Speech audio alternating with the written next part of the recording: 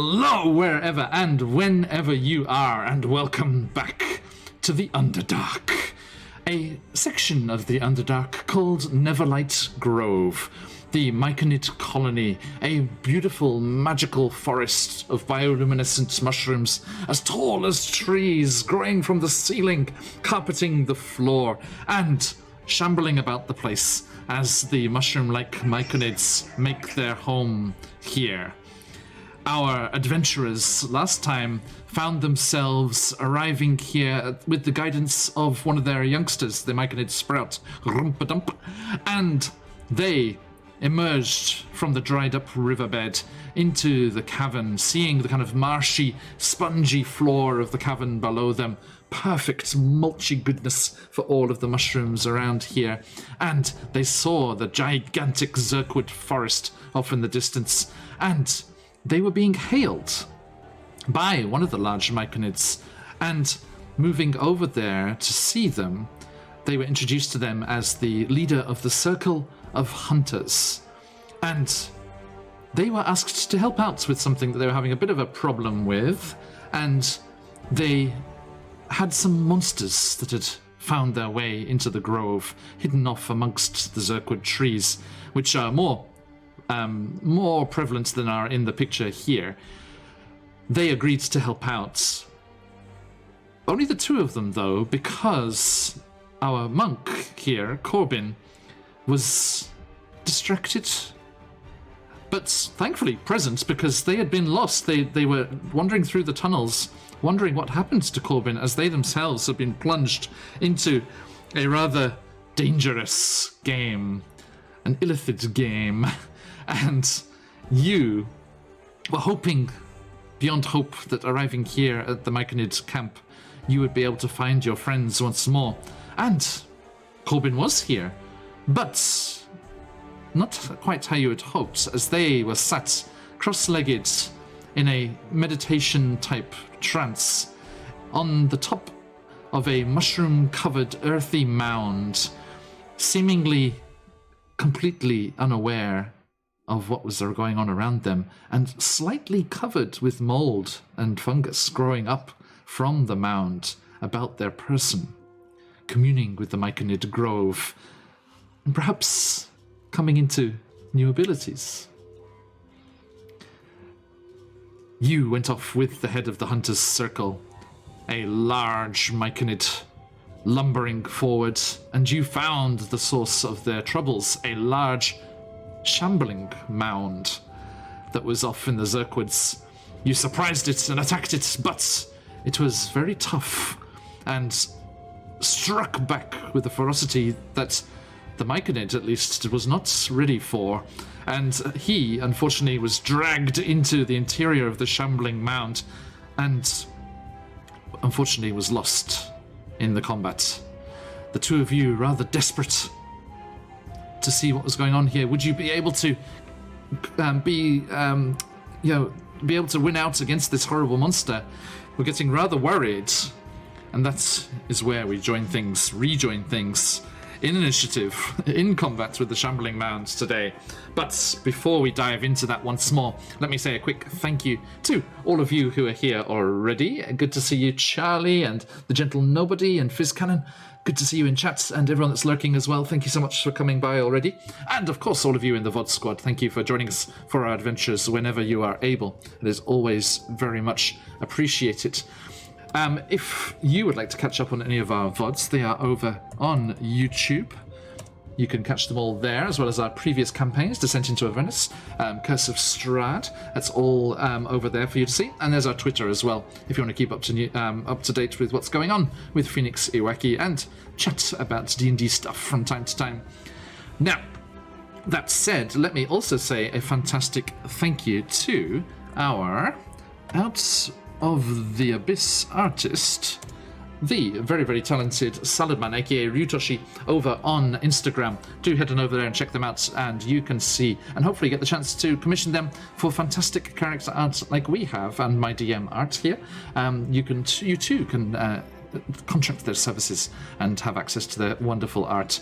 And then also, Of course, a big thank you to Sirenscape, all of the music and sound effects that they have to make your games that much better. Head on over there for a free trial if you want to try it out for yourselves as well. Speaking of music, of course, we do love those YouTube channels as well. Dark Fantasy Studio, Travis Savoy, and Epic Journey are our favorites. And if you head on over to the YouTube VODs, as I mentioned before, you can get the information for their links and all the information there in the information of those videos. Now, that said, let us have a quick chit-chat with these fine people. We have yet to find our Minotaur barbarian friend Ignatius, but Corbin has rejoined the party. Well, I'm very interested to hear the where are you at part of your little introduction. We shall see. So, dear friends, please tell me, who are you playing, and where are they at right now, Elora? I'm Sam. I play Elora. She is a high elf rogue assassin from Mythdrowner who ran away from home to start an outlaw band. Was captured by the Drow in the Underdark, met all these lovely people, found out her home was destroyed, but also, you know, got some wonderful weapons along the way and made some good friends and was reunited with at least one of her band members. And now she's just trying to get everyone safely home and not be eaten by the Demogorgon. We were alluding to Elora's backstory in Icewind Dale on Tuesday because they have realized that they are in the ruins of a Netherese flying city that has crashed to the ground. And we were mentioning if anyone knew the backstories going on over here, that they might know about a certain Netherese city that had returned from the Shadowfell. Okay, moving along there. Zakan, please. Really liked her home was destroyed, but she did get a bomb-ass sword, so like it kind of evens out. You take the good with the bad. Wow. So hi, I'm Steven, and I'm playing Zakan, the Aasimar ranger / cleric, who is divinely given the mission to guide people out of the dark into the light, which they've been doing in the Underdark for over 100 years, so they are something of a guide in the Underdark. Currently, they're about to get pulled inside of a monster, so if you're watching at home and are a fan of war, get ready. Here it comes. And also, recently contacted by Illustrae, the nice drow goddess. Yeah, so they had lost contact with their divine patron for quite a while due to events that you can learn about elsewhere on the Phoenix Milwaukee channel. That one's in Descent into Avernus, if you want to catch up on that. It's in Descent into Avernus. But then we're contacted by the goddess, a messenger of the goddess of Stride down here, who has tasked them with getting to the bottom of this weakening of the barrier to the Abyss and to save their home. The Underdark, as dangerous as it is their home and many others' home. Indeed. Thank you. And last but not least, the one I'm actually very interested to hear, Corvin. Okay, hi everybody, it's me, Emma Buns, and I am playing our lovely changeling druid / monk of the Way of Mercy, Corbin. They came down to the Underdark on purpose, and the more time they spend down here, slowly but surely taming all of it, the more they kind of feel at home, way more than they did when they were with their family of illegal means. We haven't touched that part of my backstory yet. But now, as for where they are, I think they're starting to kind of come back, not into consciousness, to say, but you know when you nap and suddenly you can start kind of hearing idle chatter and stuff around you. That's kind of what they're doing, kind of like, what is that noise in the background? Moment. Put them like on a hill, kind of in a very meditative state. I like to think that their mask has kind of merged a little bit with the mold and the spores that are on there, kind of bleeding into it, giving it a little bit of a glow. Oh yes, sounds good. And it is that awareness, that slight tugging at your consciousness within this deep meditative state. And your eyes do flutter, and just like through that blurred first initial vision, you start to see colors. purples, oranges, greens. Much more colourful a vista than you had seen in any of your recent days. And then there is a soft, slightly bristly, urgent impact against you as Webster, the most interested in whether or not you are coming back to consciousness, and poised up on its 8 legs on the edge of the mound, just staring at your face, basically, notices the eyes flicker and just like basically just headbutts you with his little fuzzy head. With a little fuzzy head, and you kind of like come to consciousness, and you look at this wondrous scene in front of you. Towering Zirkwood mushrooms like you've seen before, but much more of them, and a greater array of bioluminescent ones, all those different colors growing from the ceiling, covering every surface. And around you, you see your friends, you see the NPCs that have been traveling with you, and Rumpadump is there, and then a bunch of adult Myconids like you'd seen back beneath in the tunnels beneath Gracklestug, but not dancing strangely, much more serene. Thank you for that clarification. And seemingly also awakening as you do.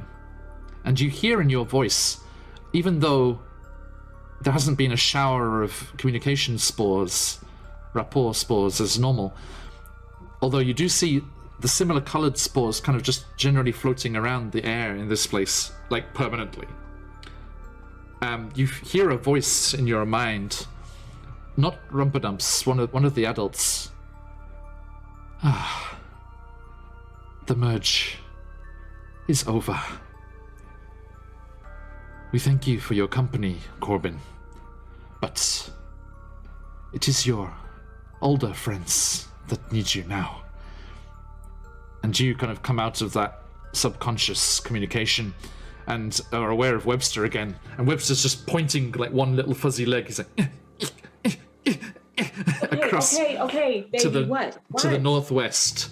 And as you look across from your little mound there, you see there's a vast kind of swampy, watery area in the middle of the cavern there.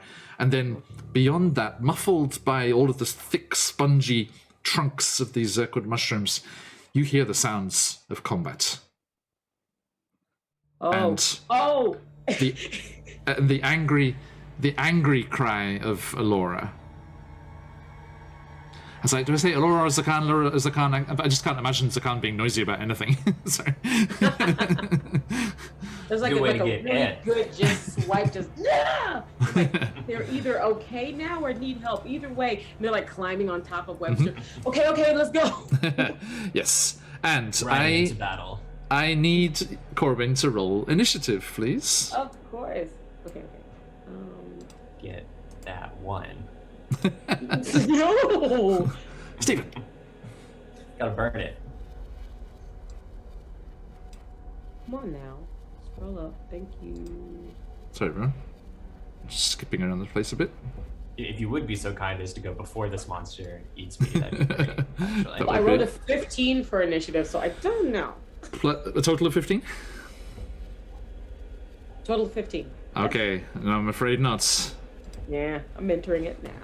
That's right, I got it. Beat you to it. Okay, so, there you go.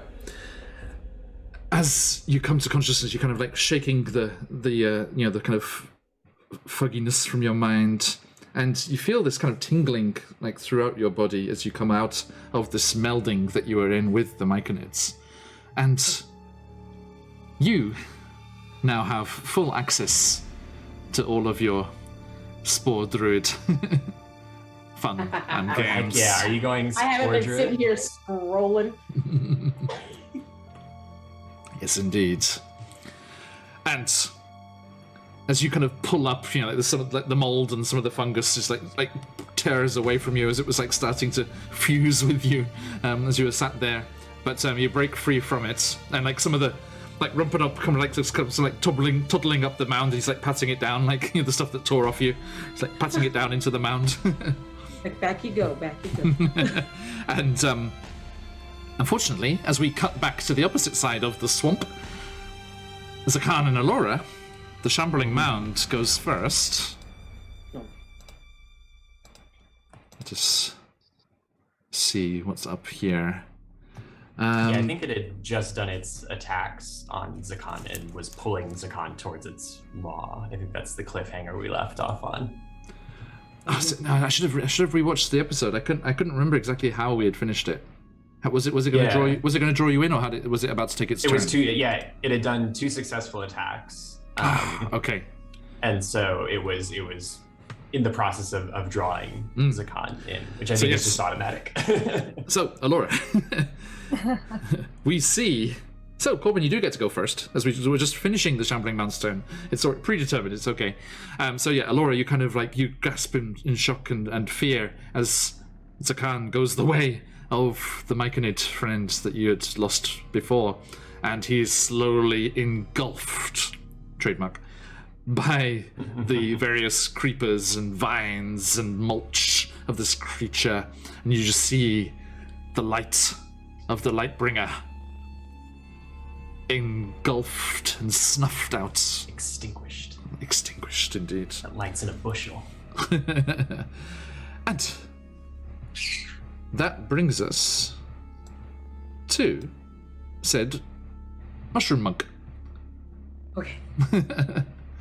So. Monk room. So. I have. Sporbin. Sporbin. Sorry, Sporbin was the name before, isn't it? Yes. Sporbin.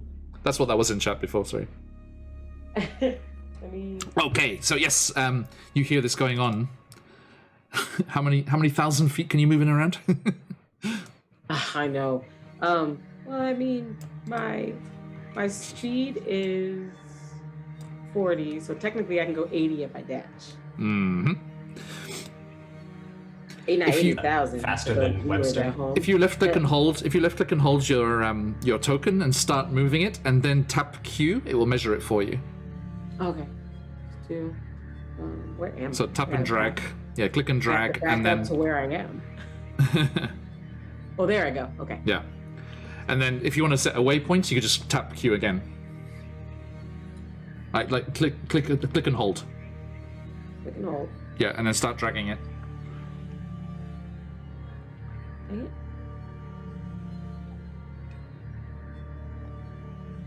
It's just there we go. It was slow to start. That's the measuring tool. Oh, have you got it? Yeah.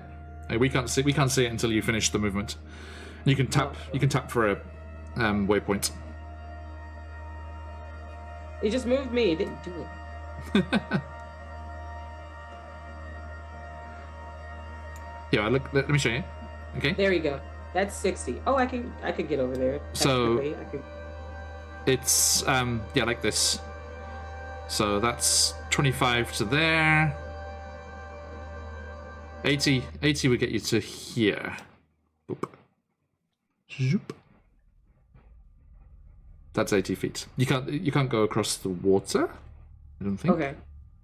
So let's check that. Sorry, I don't want to steal that from you. If it's only a case of getting wet feet.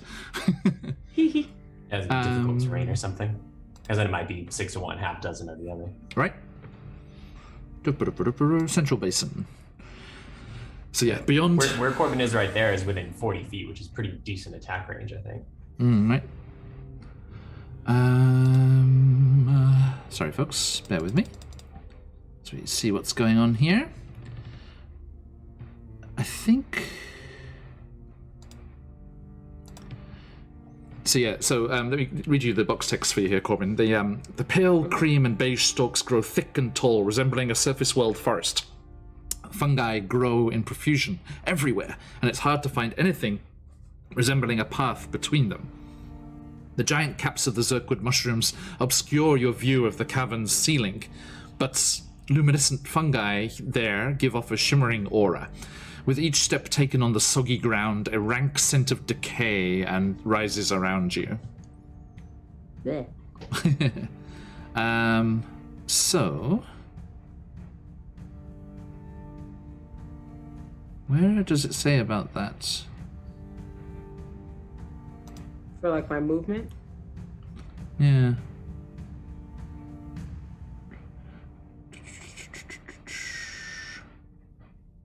Okay, every character. I mean, yeah, just says it's a marsh. So I think actually, yeah, if you don't mind just getting wet feet, then I think we would be able to just go straight across. Okay. All right. So then, if I can do that for my movement to, kind of run up where they are on to support. What was the down? Whoa! Sorry. That's not what I wanted to do. No, I started stretching the token. So 80 feet would get you. Yeah, you can get up next to them. Yeah, because when I done it, it says 60 feet was me going across. Cool. So yeah, but unfortunately you do have to dash. So you have. I know you can use your bonus action to do that, right? Mm-hmm. Are you going to step with the wind it? Either step with the wind, or I'm going to try this new thing I have. Okay, go for it. Mushroom thing. Welcome in, viewers. Mushroom thing. So I would like to, if I'm reading this right, symbiotic entity. Mm-hmm. I can use one of my wild shapes to infuse with the mushrooms and spores that have bonded with me. Let me read this right. Mm-hmm. You can use wild shape to awaken the spores that infuse you and gain +8 temporary HP. Yep. And roll double damage dice for my halos of spores damage. Yeah. I deal 1d6 additional necrotic damage when I hit with a melee attack weapon, and this all lasts for 10 minutes or until I lose all these temporary hit points. Awesome. Or until I use my wild shape again. Yeah, and the halo of spores thing works when the creature starts its turn there as well, and that's just a reaction as well. So yeah, so it's when it moves within 10 feet of you or starts within 10 feet of you, with a con save of 12, eh? Okay, so yeah, you've triggered that already. Okay, cool. Yeah.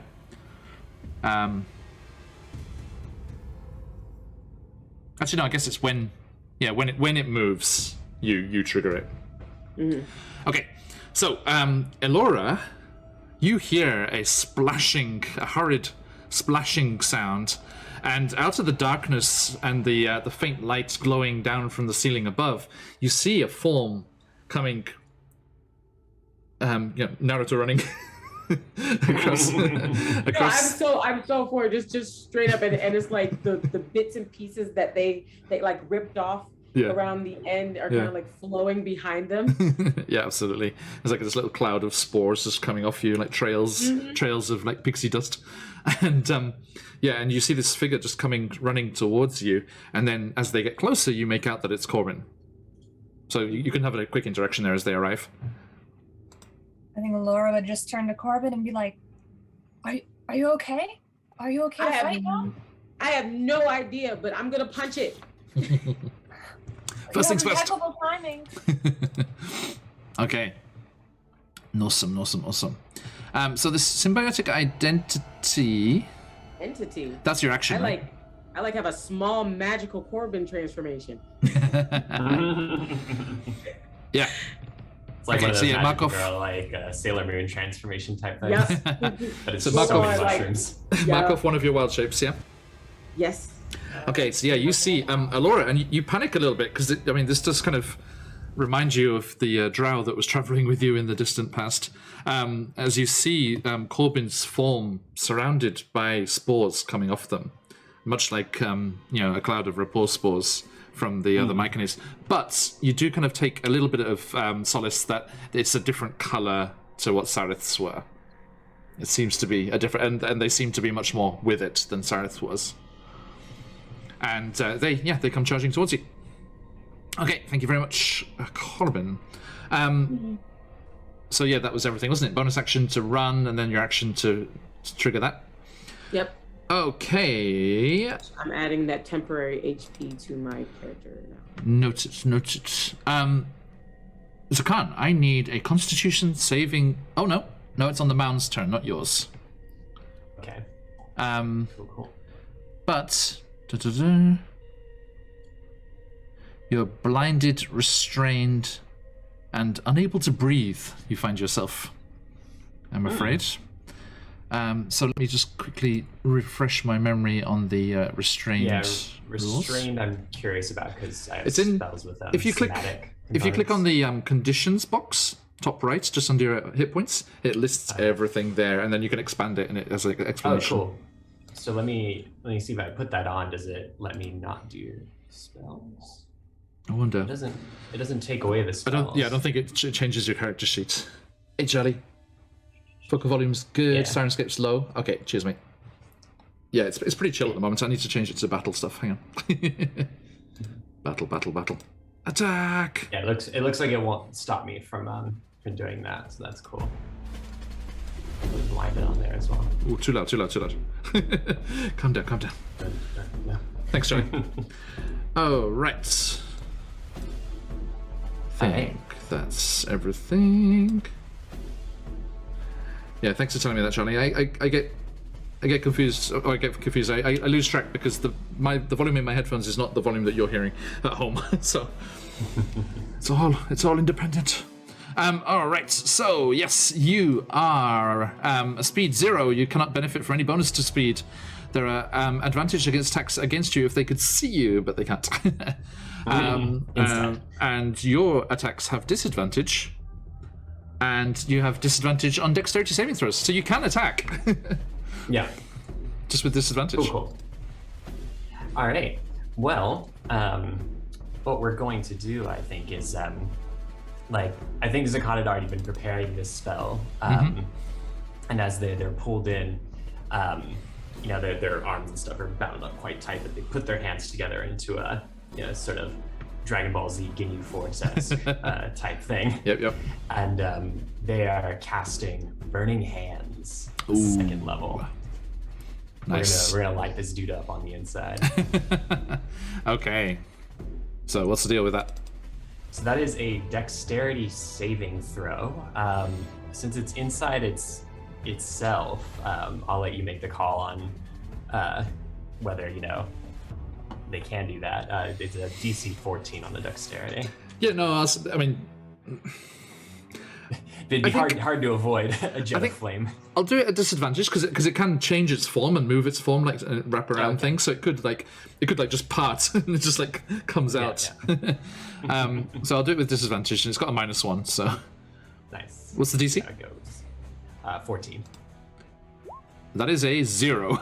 Natural 1 down to 0. Good boy. All right, let's. If you've got them, let them fly, folks. So we'll go ahead and Natty roll ones that. for the shambling mound. Yeah, so it's gonna be 4d6 of fire damage, 46. Okay, go for it. and it usually shoots out in a cone. Since it's inside, I don't know how it would do, but can just say that it's pointing in this sort of direction from where they came. Elora and Corbin, you see this kind of cool thing where just all the gaps between the vines and everything just kind of just glow brightly, and so you know Zakan's alive and kicking in there somewhere.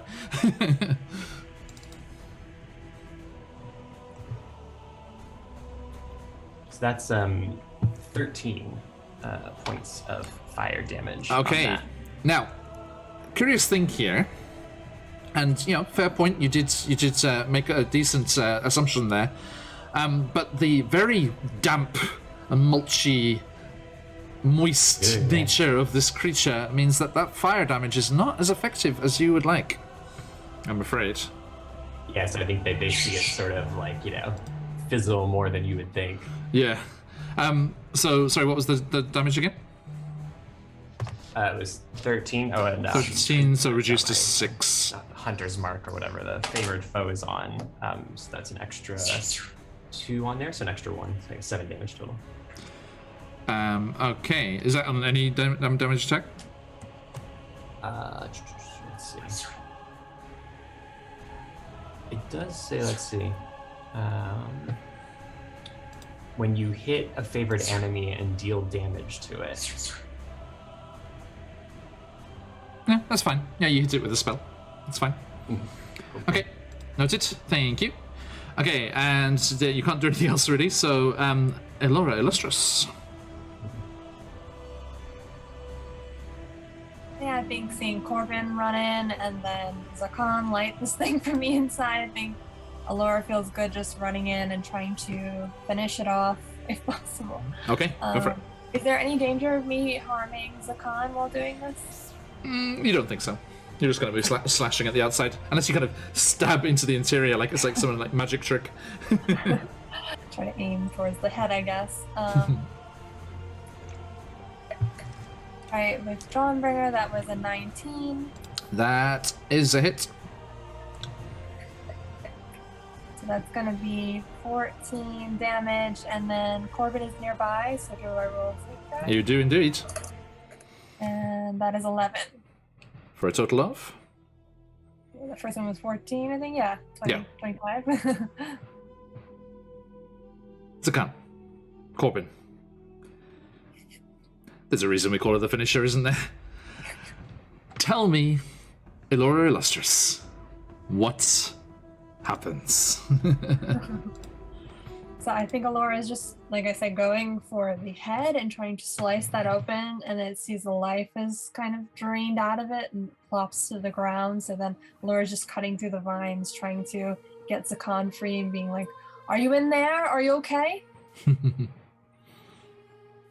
Okay, so yes, the light of your magic sword cleaves into this creature, and you just see the vines and leaves and various parts of this organic matter just kind of almost shy away from the brightness of the sword and start to unravel and pull away from itself, where the wound is cut deeply into its mass. And as it falls back and spreads out across the floor like so much other organic material in the Neverlight Grove here, you see Zakarn lying propped up on one elbow. Zakarn, no. Fancy meeting you here? No? Okay. And Zakarn is released, and the creature is defeated. Yeah, I think, because does the Myconic come out as well? I mean, if you look amongst the remains of the shambling mound, there are remains of the Myconic, yes. Yeah, so I think they go to them and try to do like a spare the dying and check them out to see if there's any, semblance of life left in them. But I think there very much is not. Too late, I'm afraid. Yes. Yeah. So they stand up and sort of sigh and shake themselves off. And go, well, we're off to a great start here.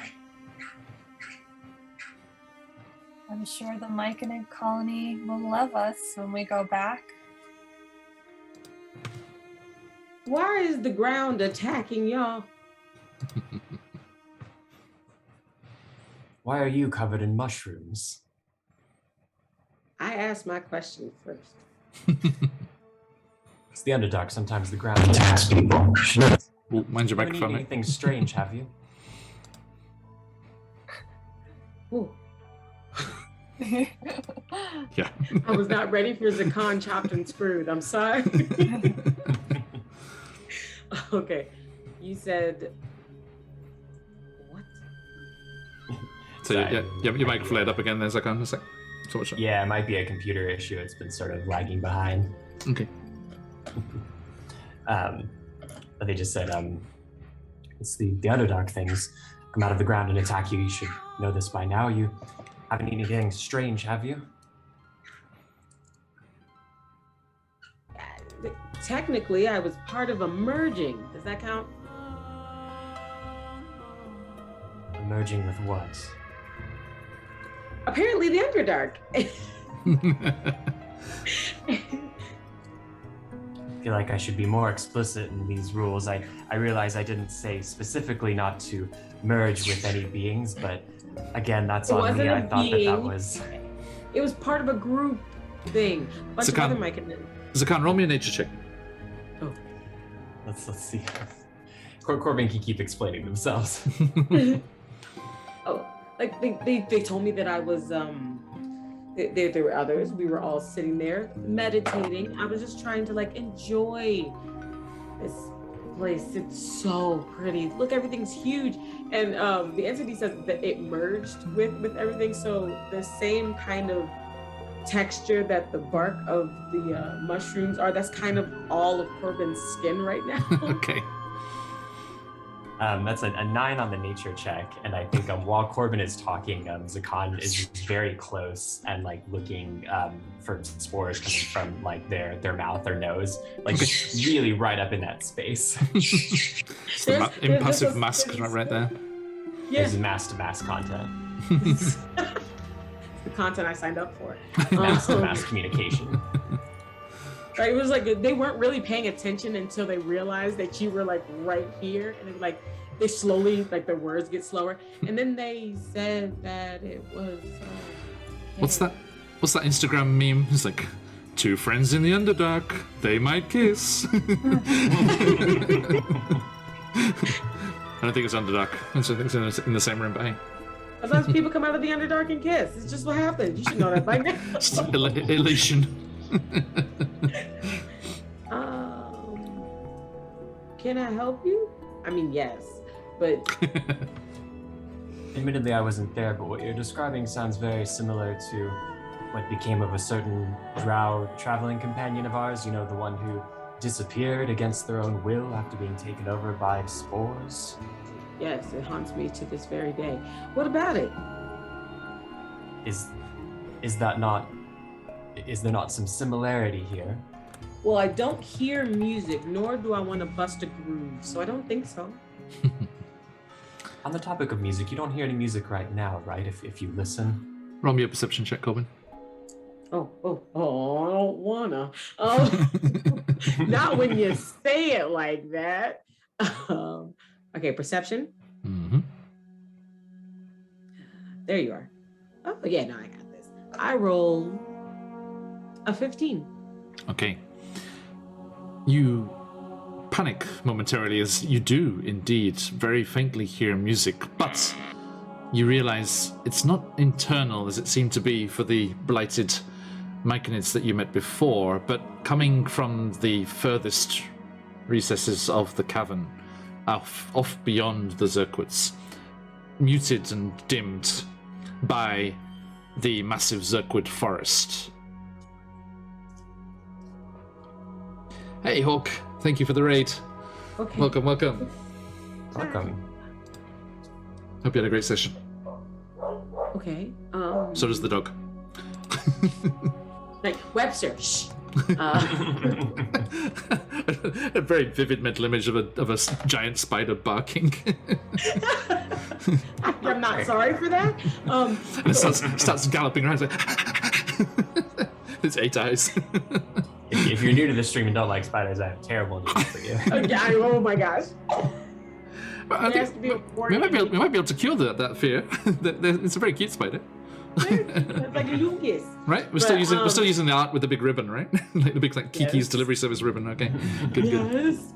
But I think after the mild panic of just going, well, actually, I do kind of hear.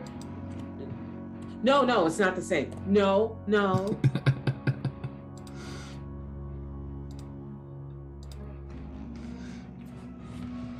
It's all good. There you go. So- Remove it.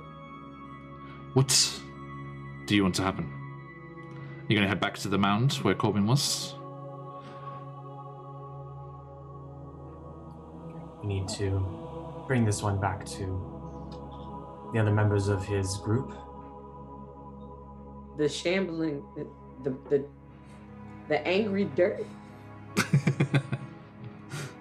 The Myconid hunter who, unfortunately, was brave enough to rush in first. So are there others? Just this one.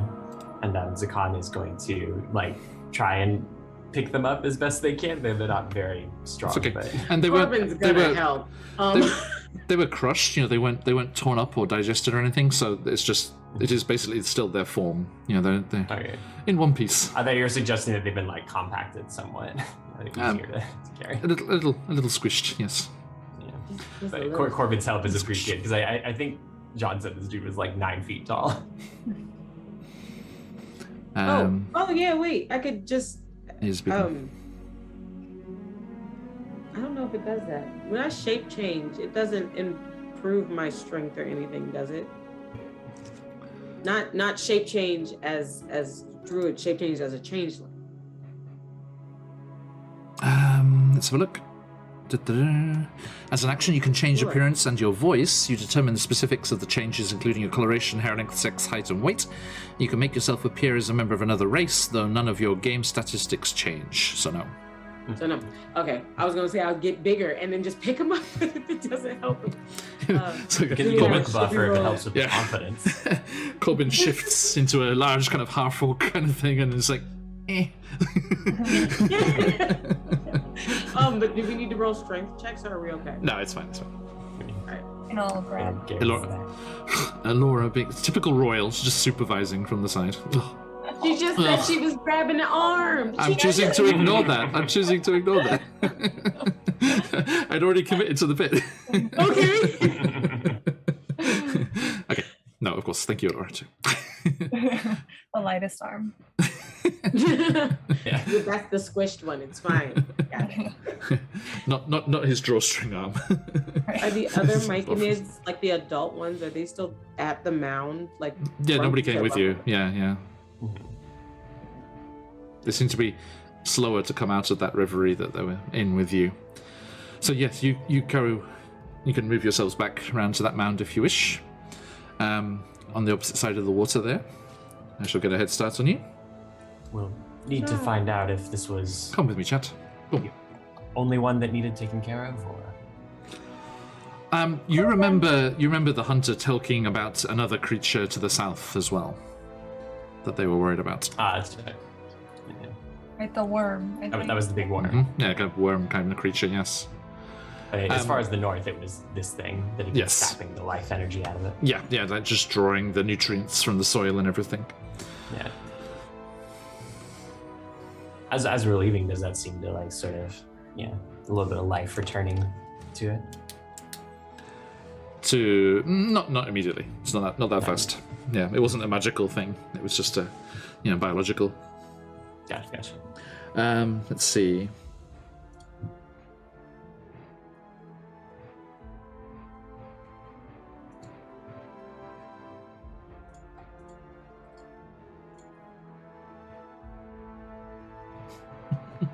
Okay, so you make your way around the edge of the water back to the communion mound. Corbin, you kind of got the impression that you shouldn't be on the mound unless you are communing. Like all of the other Myconids are just around the outside of that mound, talking with each other, telepathically. But as you approach, they kind of lumber over, and they're very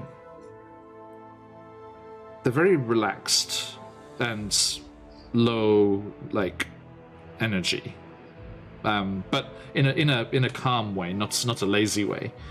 Okay. And so they don't react violently or angrily or sad, in a particularly sad way when they see what's happening. And one of them steps forward, and you hear in all of your minds, "I Pularoop."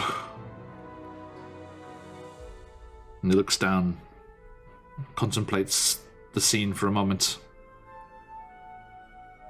"New leader of Circle of Hunters."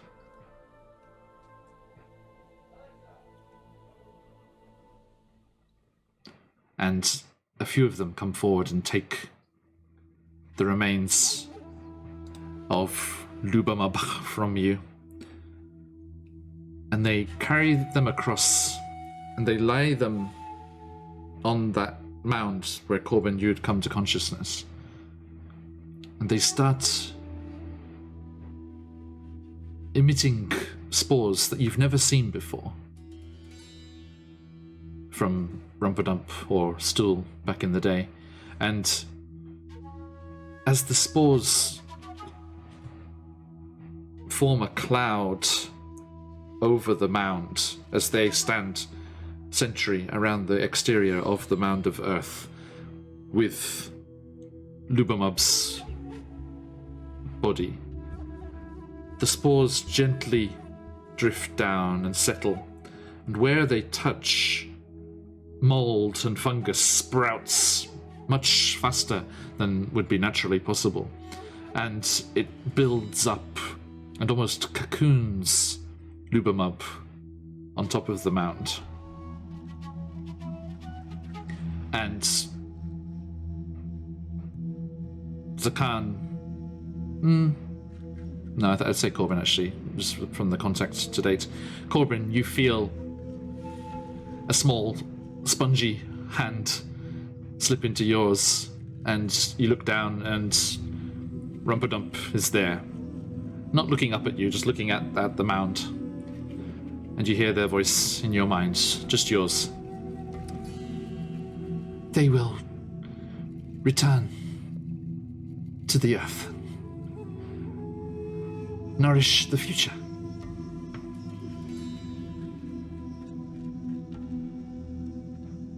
Yeah. Don't worry. That's happened. This is now.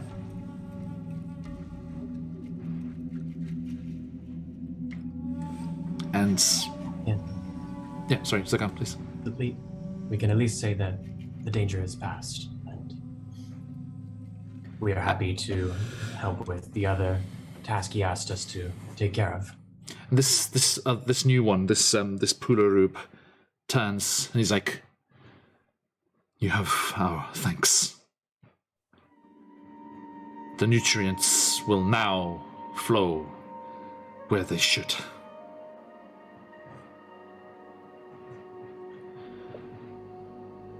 Are you Corbin friends?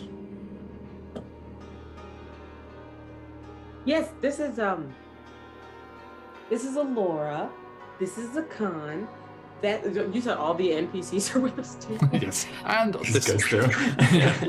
He's just I think like Elder. right. I think it was only a certain amount of time before Eldith got too awkward and introduced everyone. It's just like, and yeah, Pularub comes over to you, Alora and Zakan, and kind of touches their heads to yours and to your mask, Zakan. Just, kind of forehead to forehead. We have not melded, so do not know you yet as well as Corbin. But you are welcome. Could we ask what this melding entails and how it began? And Corbin is rather Ouch. Sorry, lost you there again, Zakan. We got Corbin is very, and then it went. Oh, he's still doing it. Did it once more, yeah. Corbin is very Finn. cavalier about the whole subject. Finn, was that you? What are you doing, Finn? Cavalier. I'm just, I heard you guys over across the water, so I helped ask questions later. Would you like to fill us in on this? Yeah, Pularub also, like, arrangement? in your mind, is like, how were you separated?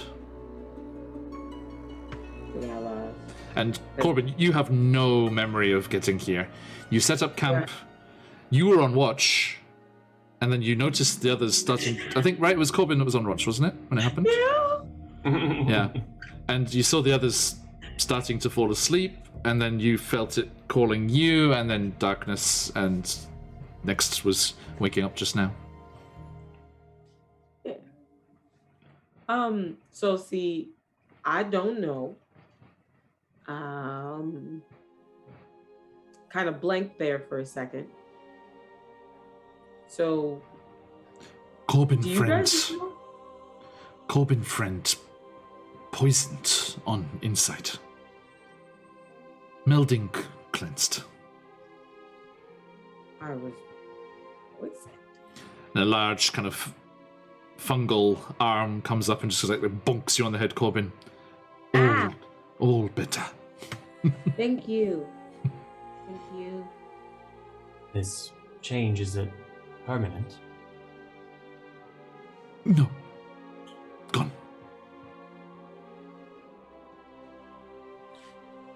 No, I don't think And they mean the pointer. I think they mean the Yes, this. the fungi. And the kind of alien kind of expression, the kind of facial features of these Myconids, all still recognizable as kind of, mouth, eyes kind of arrangement, kind of stretch into a wide grin.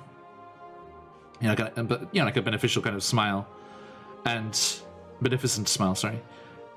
And you hear the voice of Pulurub. Yes. Corbin. Always of Neverlight. Necessary to cleanse. Wait, so am I stuck here? No. I'm just. But where you go, I'll always. Neverlight connected? will go with. Oh. And then this that moment because I just know that slowly Zakan's brain is just going, why? Happening. And they're just, this was two completely different expressions, even though you can't see Zakan's behind the mask. It's just, and they look over and I'm like, Nina. And then they look over to Alora and go, I think Alora matches that enthusiasm. Is like, well, if it saved you, I mean, we weren't there to protect you, and they took you in and saved you, and I mean, you're glowing. You look wonderful. It fits you very well. yeah, I think I can actually kind of, and I feel like the little spores would kind of like move around. It's like I can see in the dark now.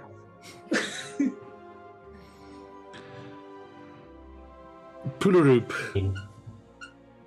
gestures to a couple of younger looking, slightly smaller, lither Myconids.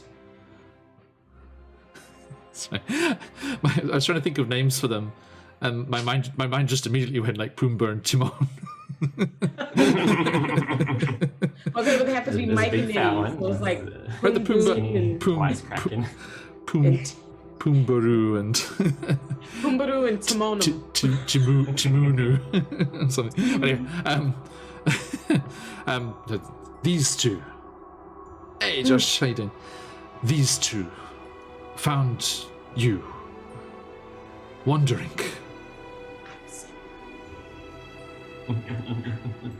You collapsed. They brought you here. Good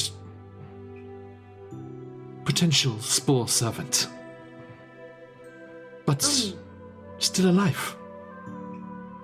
Tough one. And there's another dunk on the head. Yeah, Very tough. I hear that more than you think. Their hands are like permanently here. Yeah, just to protect.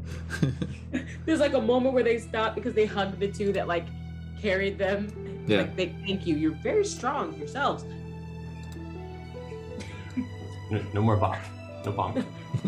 Bonk of affection appreciative, but oof. And Corbin, So- do you feel all right? Are you comfortable with this? This is a change to your body that was made. I mean, to be fair, this isn't even the first body that I've had. So I think I am okay. I did say that I felt as though I had a connection to down here. I guess now it's just official. I'd much rather belong to a place like this than to what I belonged to before.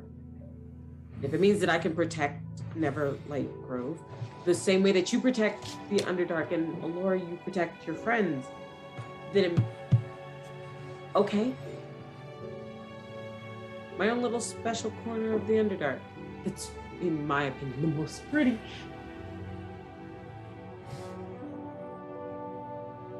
I think I'm that's okay. a good way to look at it. And plus, I think this would be a great place to raise a baby dragon. You have another home now. Right?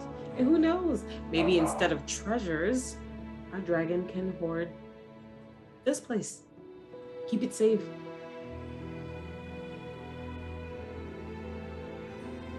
I think that the more that comes and nourishes the mound and looks back down at Rumpadump and goes, nourishes the future, maybe they can hoard the future.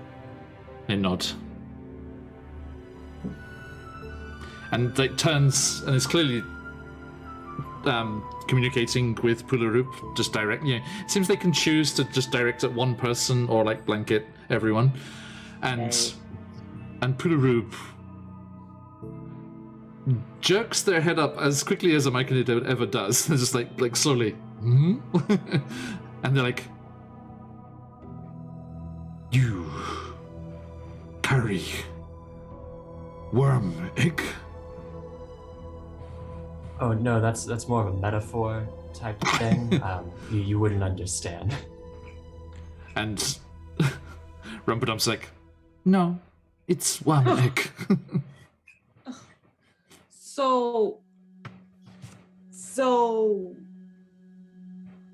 technically, we might be babysitting permanently someone that isn't. Are you scared? Is it bad? Is it good? I'm sorry. No, they don't seem alarmed, but I mean they never do. But yeah, as the voice is like, no, first time, new. You must visit Circle of Explorers. Okay. Where is that again? Where are they? That's a good question. I think there might be. Let me quickly have a look here. They're up on the southern terraces, with that strange worm-like creature, spelled with an O, not a Y. Yours is with a Y. Theirs is with an O. Has been reported.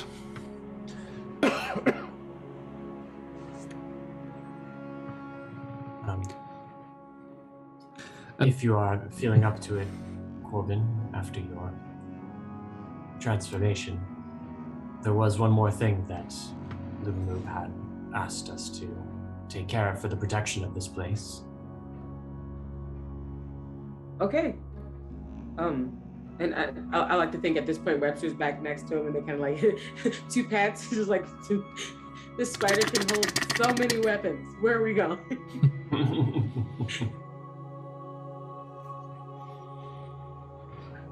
I think Eldith will come over. It's like, shall we stay here?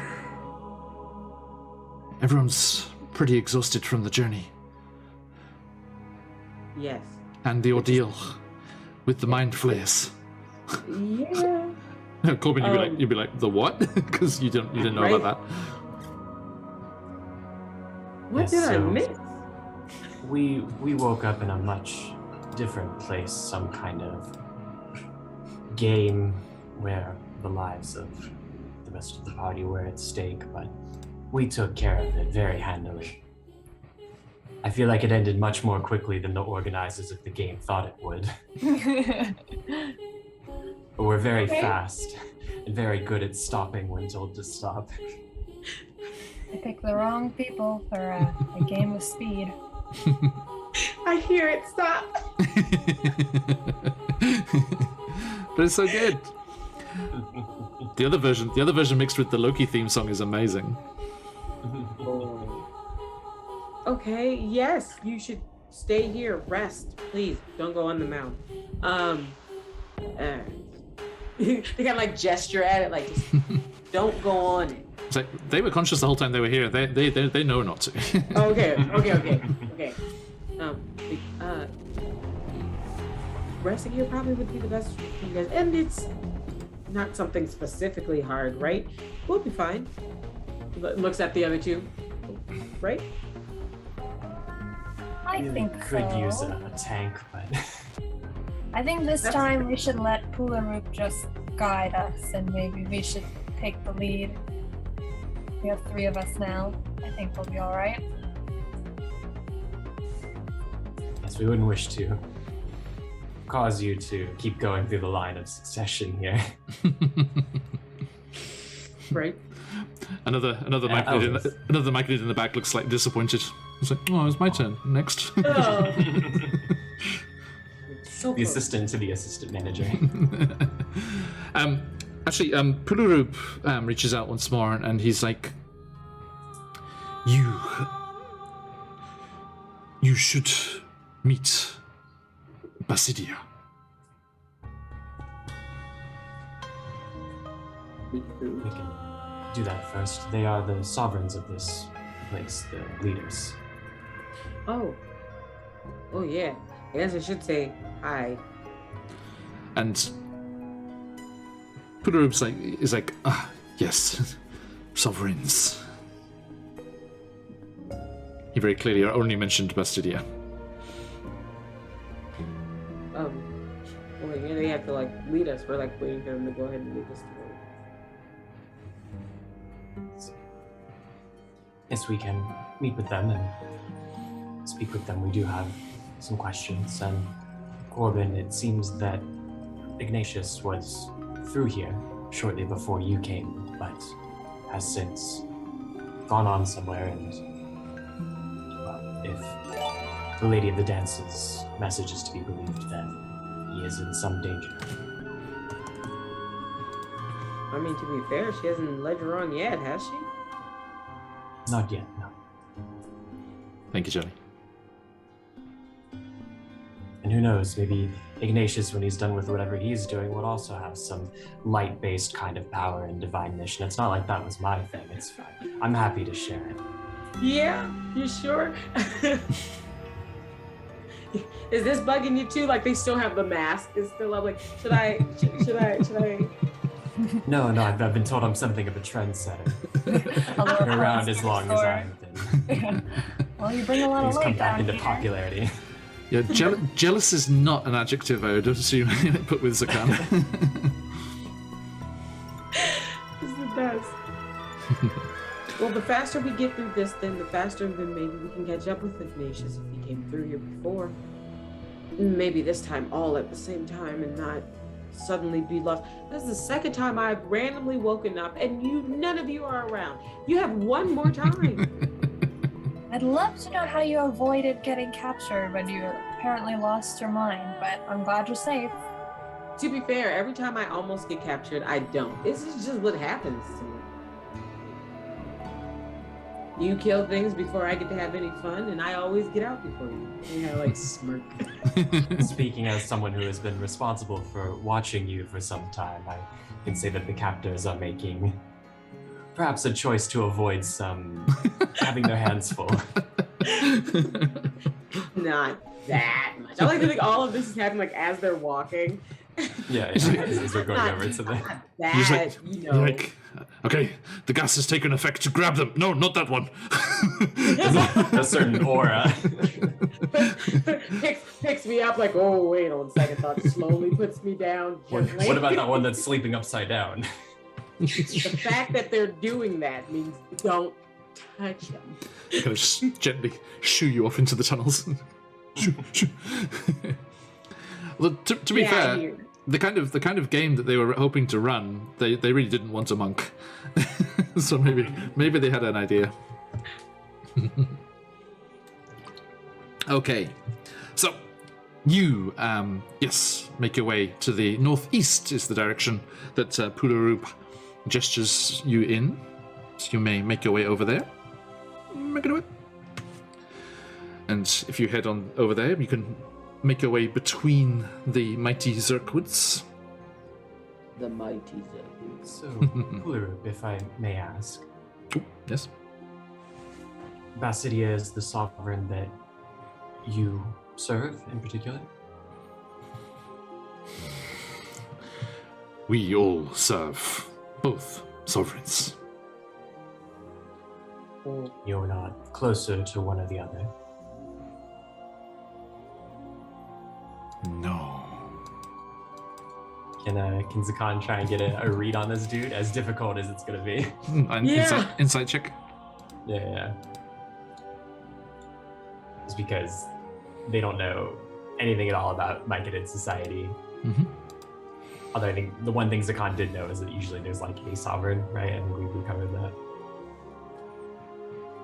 So they're just curious about if there's any conflict here. Geez, not great with the rolls. That's only gonna be a 7, so no. Seems honest as far as you can read, but it's difficult. Yeah. Okay, and leaving them there at the mound. This is the mound of the hunters. You know, each circle has a different mound, and you make your way through the gigantic Zerkwoods and make your way towards the central basin. And beyond the mud and mushrooms that spread across the cavern, a large, clear pool sits in the midst of the fungal grove. A central mound seems to be the only dry spot in sight. Though a small cliff rises above the cavern floor, far across the clearing. That's what you can see on the east side there, with giant mushrooms visible in the distance, peeking up above the edge of that cliff there. Bioluminescent fungi trace strange constellations along the cavern's ceiling and walls, showing the darkness of the ravine and a mist-shrouded, smaller cavern beyond, to the east.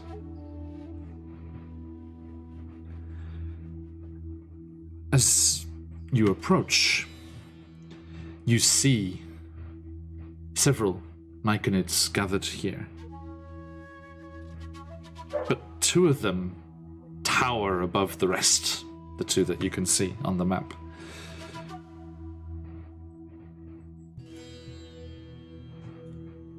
One of them, it's multiple caps kind of swaying with the sinuous shifting of the thick stalk as it moves, welcomes you with an honest enthusiasm.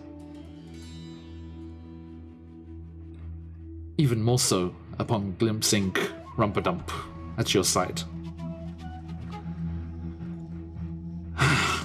Welcome! It is great to see you. You are safe here, friendly softers. You arrive at a wondrous time, for Neverlight Grove is on the verge of something great, something marvelous. Celebrate, as the day of joy is nigh. Every time I talk to a Myconid, they just say ominous positive shit.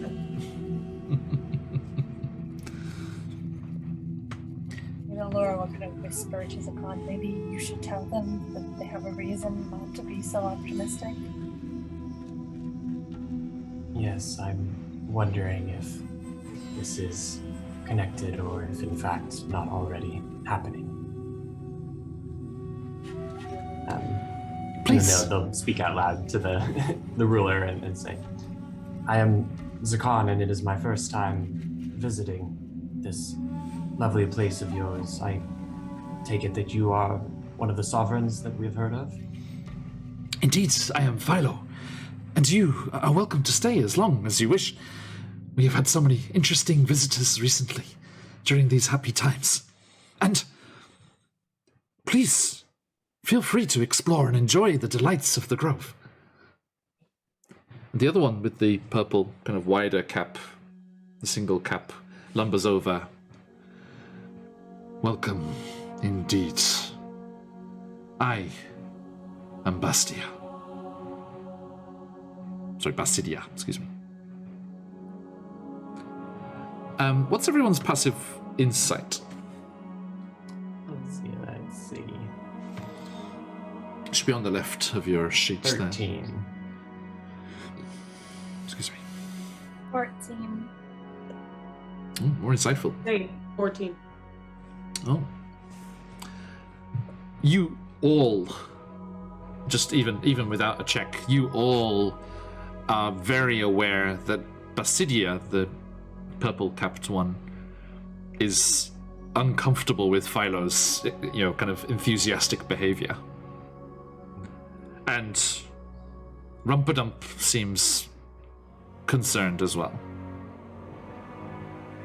With the fact that he's so happy to see us, or that he's so happy we're here? Just his general demeanor feels strange. Okay. For them. For them, would it be anywhere similar to how the others were when I did see all those Myconics? So That's a good question. There's like a hazy. Are they feeling dancy? There's a happiness to it. Yeah, there is a happiness to it that does remind you of that. And the one that's directly behind Philo there, between the two Zerkwoods, that one's almost kind of skipping in spot, almost. It's like kind of jumping up and down a bit. And seemingly delighted to see you. Whereas the other two, on your side of the Sovereigns, are just standing there fairly impassively. I feel like Corbin is gonna make eyes with Rumpadump and be like, "Now, come on, now."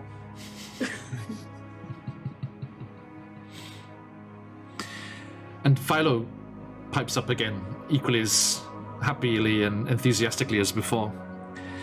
If you have any questions, please just give us a little more time. We are preparing a wondrous and glorious surprise in the Garden of Welcome.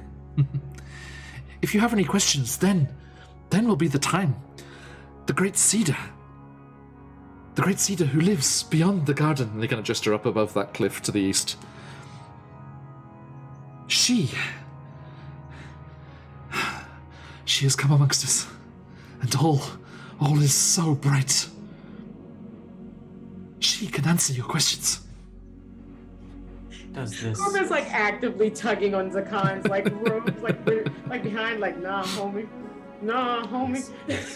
And It's Zakan, very strange. Zakan, you also know, with your knowledge of Myconids, they usually do not use genders at all.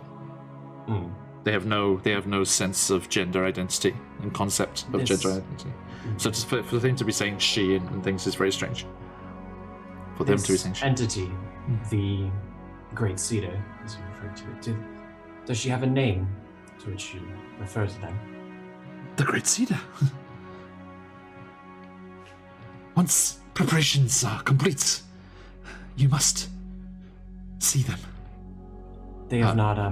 Sorry. They have not. She has not offered you a different name, which to.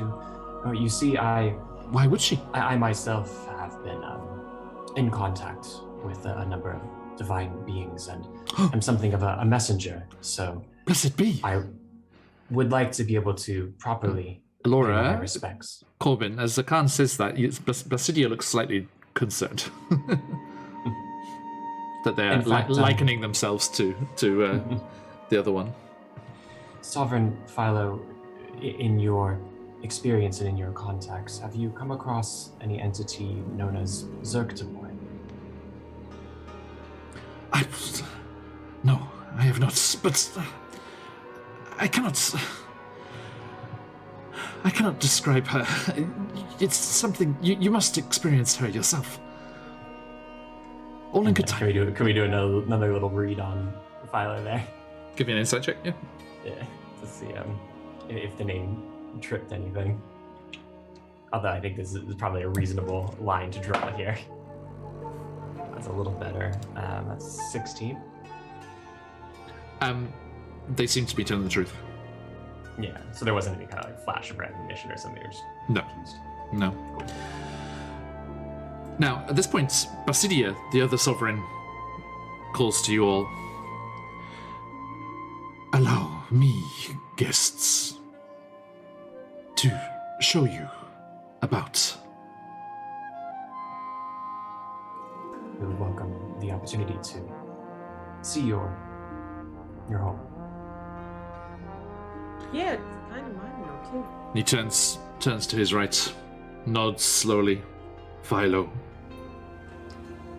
and turns to you once more and starts to stride towards you, Alora. And as you go to step out of the way, you kind of bump into that large Zirquid behind you, and you're almost floored by a massive telepathic presence in your mind. You just hear as, "Oh, excuse me," and it steps out the way. Are you glad I didn't try and climb you? These are all awakened Zirquids. Oh, that's new. Okay. When we get like a distance away, Basidia starts to go to the south. Yeah, Okay. we'll walk along in respect. they are gonna like lean over where they're like whispering between the other two. Mm-hmm. Okay, yeah, no. So we all got the vibe that the other one is gonna be dancing soon, right? And the whole cedar thing is probably in the everybody. Yes, I think that is indeed what is happening here, and perhaps the sovereign Basidio knows how much time we might have. They said by Satan and Laura. So I hope we're not too late. Apparently we have until the preparations are complete, whatever that means, but at least we know it's happening in the Garden of Welcome. Yes, we should not go to that garden. It seems like that would be bad. We specifically should go to the garden because that means we can stop it. Oh yes, definitely for that, with fire or something like that, but not for a dinner. Yeah, no. A social visit. Not a social visit. You see that Basidia is striding to the south and a little to the east, and they seem to be heading towards what seems to be another of those communal mounds on the southern terraces, which you assume is the Circle of Explorers. Okay. They clamber. Toddling with us. They clamber up here. If you would like to go with. Thank you.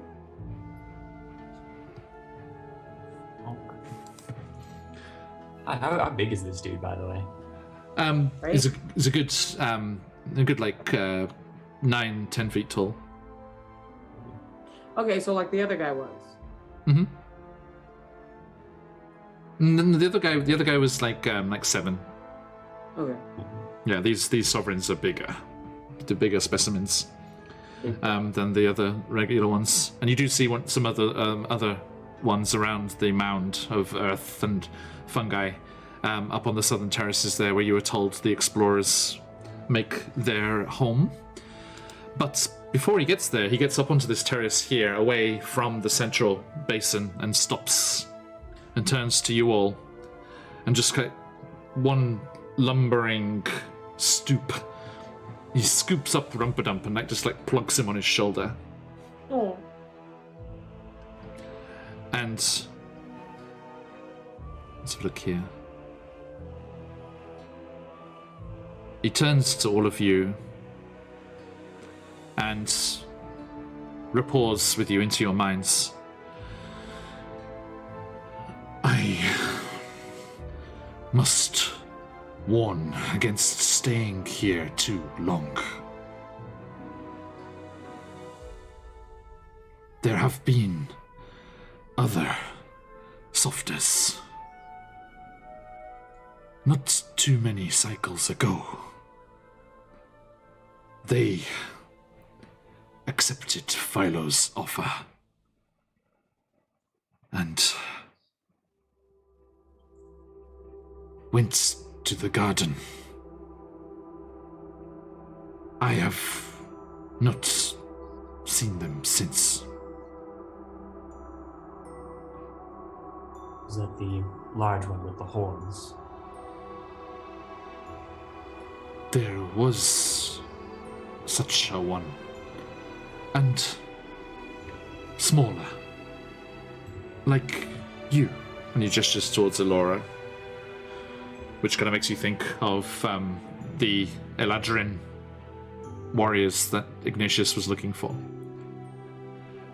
And more cycles ago, And he gestures to Laura again. But darker. Hair of white. He's clearly describing Drow.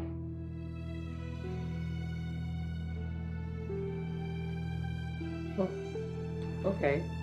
And all of them went to the welcome, and you haven't seen them since. No. Things strange in the grove. Philo has begun many new things. Strange new things.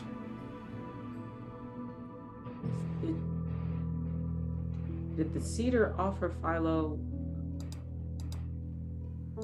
How did they put it? I'm trying to actually remember, like, as a player, how the Myconids were saying. They were like, you have to, you should come, because that was what they were inviting Corbin to before. They were saying, you should come dance with them, or you should come, they're inviting you to the celebration. That's how they kept saying it, right? Hmm.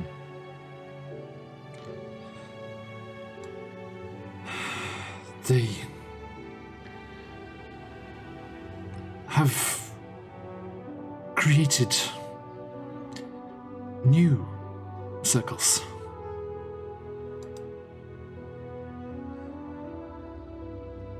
Okay. We do not meet.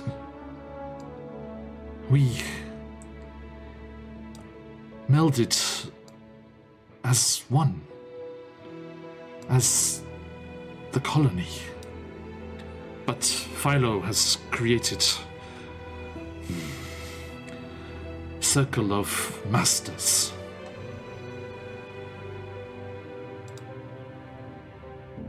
New circle. Masters of what exactly? Leaders from each other circle, melding in private, excluding others. Strange. Strange. As one of the leaders, I would think that you would be included in this sovereign Basidia. Is that not the case? Yes. Talk of joyous day soon to come. Do you know how soon? I do not. Do you know what Many- the preparations are being done? Many of the grove acting strange. I do not wish to be changed. Have you been to the Garden of Welcome? Have you seen what's there? I have not.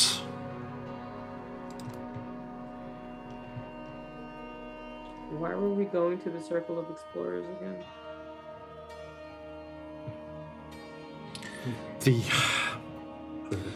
circle of Should have been one.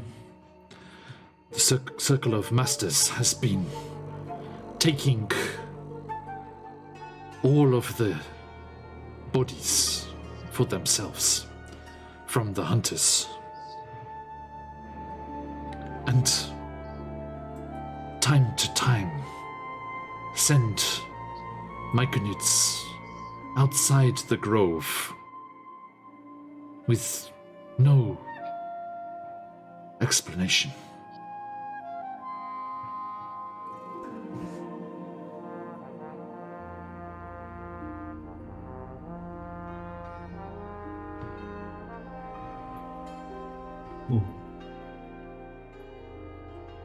This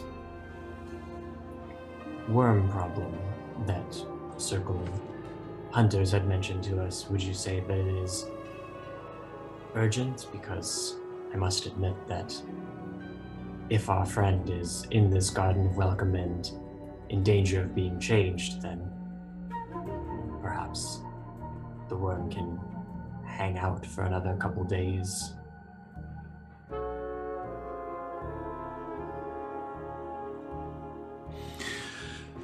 Yeah. I'm concerned that Philo has been infected with some diseased spores.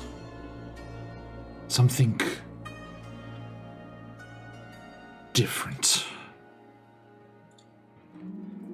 You're right. I believe clues may be found in Garden of Welcome, but too much danger for me. If I'm also infected, very bad for Grove. All will change. Okay, so we will go. Do you think it will cause trouble if they ask us why we're coming to the garden early and we say that it's on your orders to make sure everything is running smoothly? Maybe secret visit.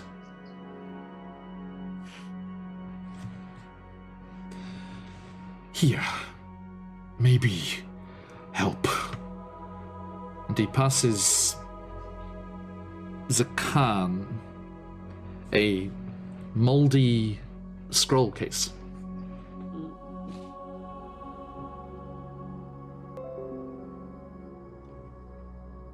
Zakan opens it up.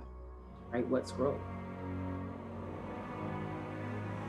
You look at the scroll that's nestled inside in very good condition, revealing itself to be a magic scroll just by its very nature of the condition that it's in. And quickly perusing the contents, you see that it is a scroll of protection against fiends.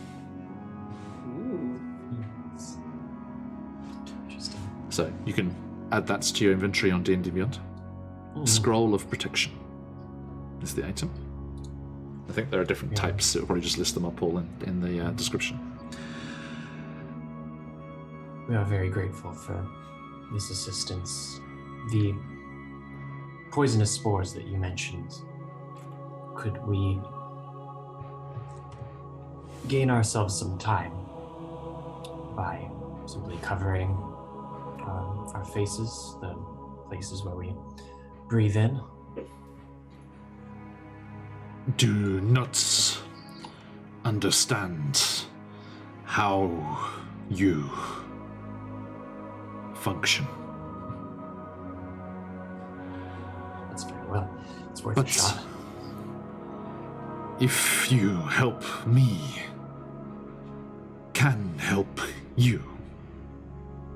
And he gestures down to his belt, and there are several fungi there that look kind of like puffball kind of sized, and they look like they're stoppered with a different kind of fungi, and it looks like they're acting as like a gourd, like a liquid holding gourd. But they kind of, as he moves to look down at them, they kind of clunk against each other in an empty sounding way. I am skilled at combining bounties of Neverlight's Grove, can produce potions.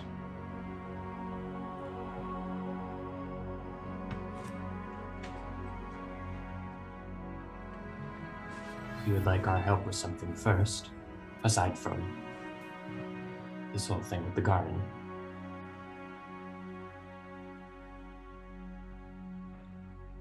That will suffice. Come. You should meet others. Know who is who and which sovereign they prefer. And he kind of starts to lumber towards the circle of explorers. And as he does so, it's kind of weird, right? Because of the whole telepathic thing, they don't look at you to talk. They start lumbering away, and you still hear the voice in your mind. Are you seeking home? Yes. These explorers may know the way. I am afraid do not. And you hear, just in your minds it seems, there's no reaction from the Myconids gathered round the mounds, the circle in front of you. Circle of explorers. Friends. Rasharu. More. What was the word for the non-Myconid people? Softers. Is it softers? Softers. Yeah. Thank you for the follows, everyone. Sorry, there's a break from the characters there for a moment. Thank you so much. If you do give us a follow, keep a lookout for your Twitch whispers, as we will invite you over to our followers' Discord. You can share your projects and what's going on with you. And I see a microbiologist in chat. I'm very much looking forward to our one-shot roulette tomorrow. It's Halloween weekend. The location table will not be the normal multiverse-wide table that it is. It will be just the Ravenloft table. So, do join us for a one-shot roulette game somewhere in the domains of Dread tomorrow. Keep an eye on the socials for that.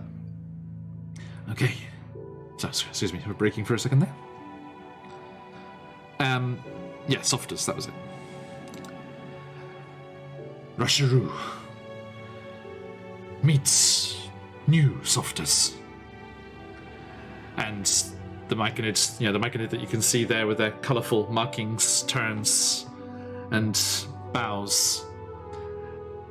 And you get the strangest thing, as they're telepathically communicating with you in the normal way that they do, they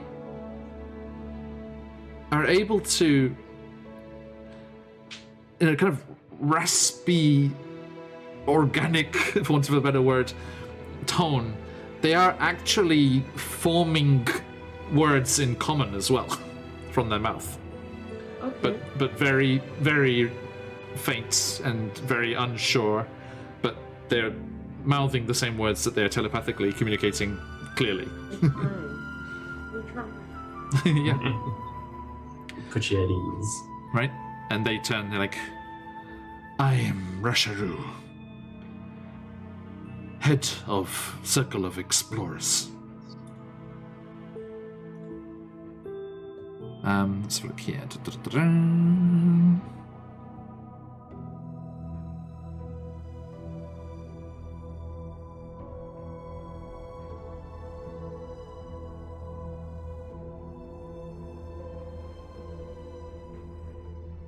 Yes, and he immediately says, please, tread carefully here. Many strange activities. Only trust Basidia. And Basidia kind of nods in acknowledgement of that. We are prepared. There are escapes, should we need to wander once more, Sovereign Basidia. And you remember how Rumperdump told you that Basidia and his Myconid colony arrived after Philo and theirs, a long time ago, but they were a wandering colony that joined Neverlight Grove after the fact. And Rasharu goes on to talk about how they actually have some nutrient caches hidden in tunnels on various escape routes. In case they need to abandon the grove again. Let's see.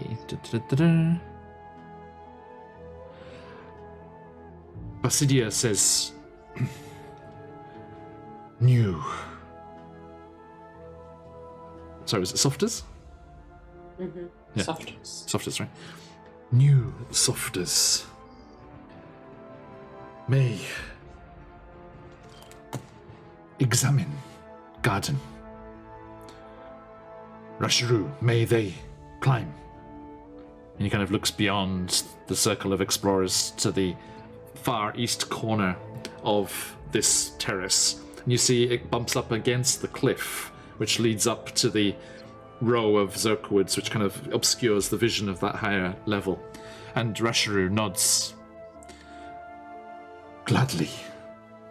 Will aid those who wish to climb. So it's kind of an insertion point here. Looking at Rumpadump and then back to this new guy. Skan says, we are happy to investigate where we can. A friend of ours may be involved in this and already in the garden. I did have a question. The group that Rumpadump was a part of, did they have any sort of contact with this Elder Cedar or anything before departing? Were they sent perhaps by Sovereign Philo?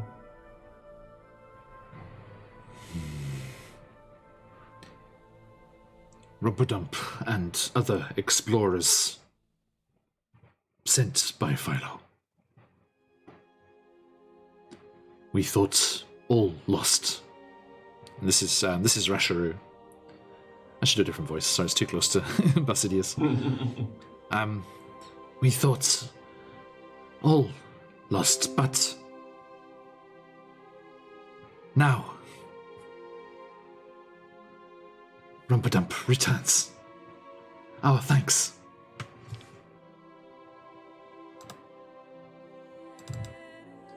Did the Sovereign Philo, when they started speaking about this Elder Cedar and her many gifts and surprises and whatnot, had they gone anywhere, had contact with anyone? Did they leave the Grove before this change in their mission?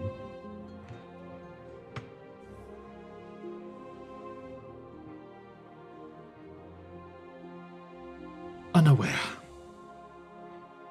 Left suddenly. No commune before they left. No melding.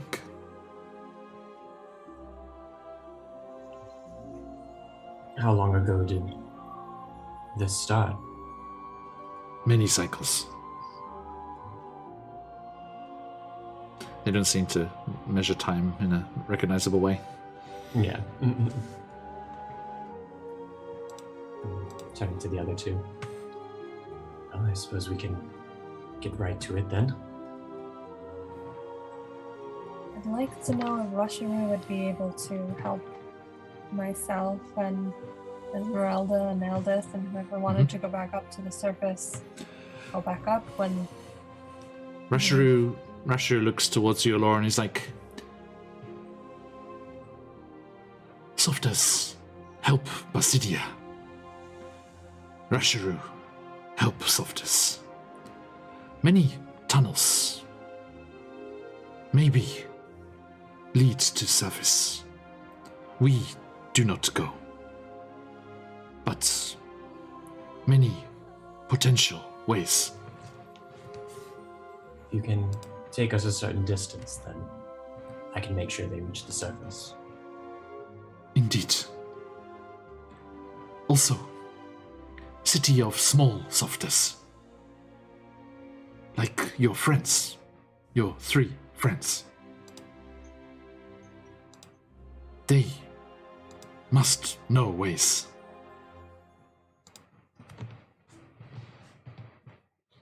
They came from service. Yes, the Returned Sverknebel to city. do typically have caravans back and forth to the surface. So yeah, he recommends going to Blingdenstone and maybe knowing a few ways himself as well. And where you need to get.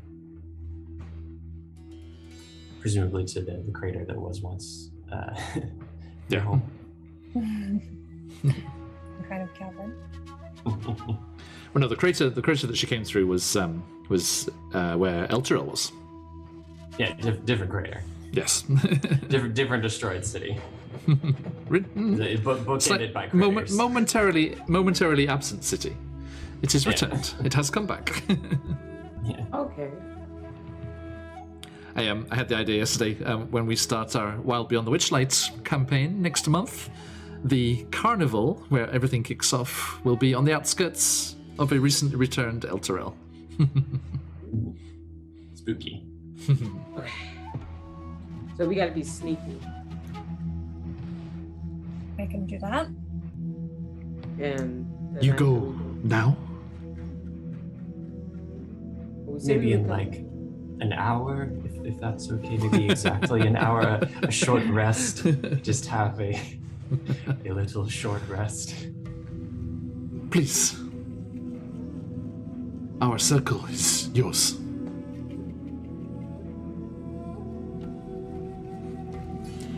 And you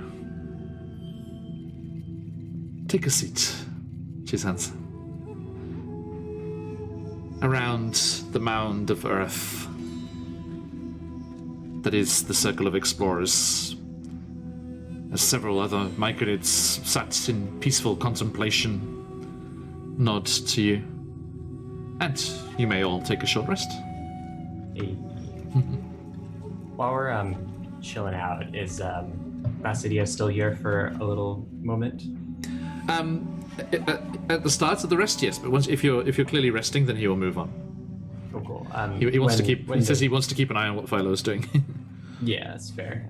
When they're still here, Zakan brings out 3 bottles from their bag. Mhm. I mean, these are the mystery potions that have been encountered recently. So let's see. One is has a bubble in the center in a perfect heart shape. Mhm. Then the other one is a spider design bottle with the like expanding, contracting, like red thing in it. I think Mhm. there was. Yeah. And then one is an effervescent rose-colored one as well. Okay. And they just hold them out and they say, Basidia, you had mentioned that you're quite familiar with potions and what they're made from and what they do.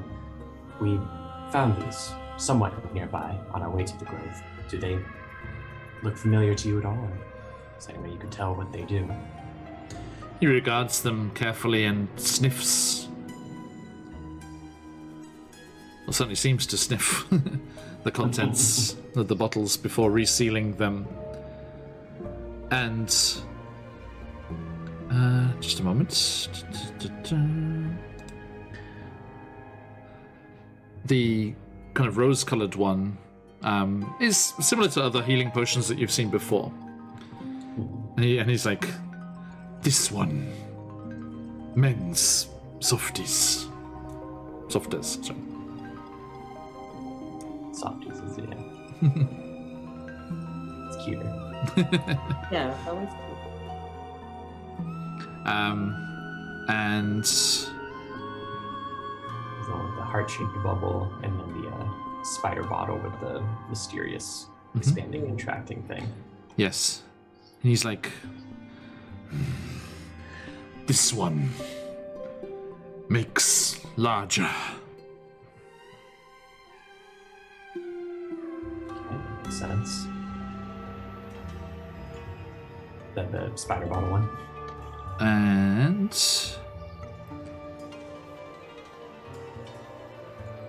that's the one that's with the potion that's increasing and decreasing in size. And the one with the bubble, the heart-shaped bubble, he doesn't seem to understand. That one is a mystery. Okay. May create an effect that is alien to Myconids.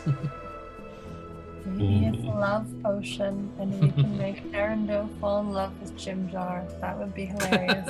Let's feed it to Darendil. The prankiest queen I know. Dark sense of humor. Yes, We're sir. at a royal I ju- decree. dread the day, dread the day that she has an executioner at her beck and call. Not like Allura needs one. Quite. I know. Take care of that shit herself. Thanks for the host hands. Good to see you. Welcome in. I hope you had a good. I saw you looking at the new dragon drenched book earlier. I hope it was a good read. Okay. So after your short rest, Yes. the leader of the explorers turns to you. And Rashiru says, "Are you prepared? Can you go?"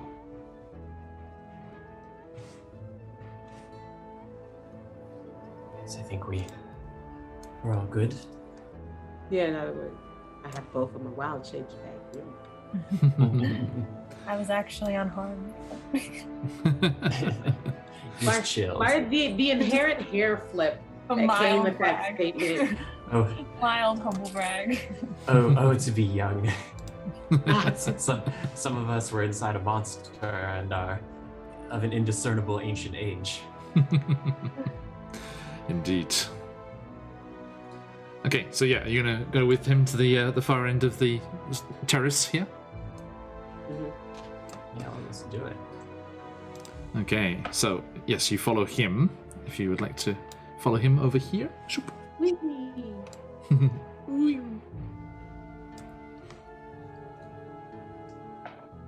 And you, as you get to the end of the terrace, there's the perfect kind of secluded spot here where the higher terrace kind of branches off, like a little kind of shoulder of rock comes down, and then there is another terrace, like higher raised section to your right as well. And if you kind of clamber up that to get a look, you see, as you can see on the map there is a huge chasm on the other side of that, going plunging down into darkness. And Rashiru points just ahead of where he is there and says, "Easy climb through here. Be careful."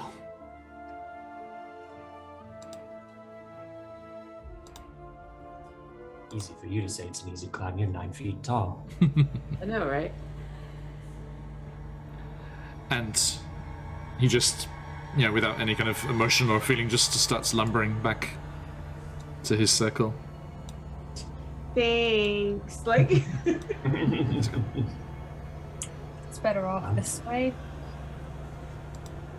Let's hope that Ignatius is there and somewhat conscious. we're gonna have to carry him if he's not. Like, not even a real concern that he might be somewhere hurt, but more of the slight inconvenience that they might have to drag their friend across the ground. We can have Webster drag him. It's fine. Right? At least we know where he is. Maybe I should about Webster. And they can just wrap him up and just pull him. So, as you stand there looking up at the terrace above, with its screen of Zerkwood, towering Zerkwood stalks, you see that this plateau rises higher than the other terraces, and it's screened by this natural fence of soaring Zerkwood mushrooms. And as you stop and prepare, a muffled murmuring can be heard from atop the plateau. Not discernible, but definitely there.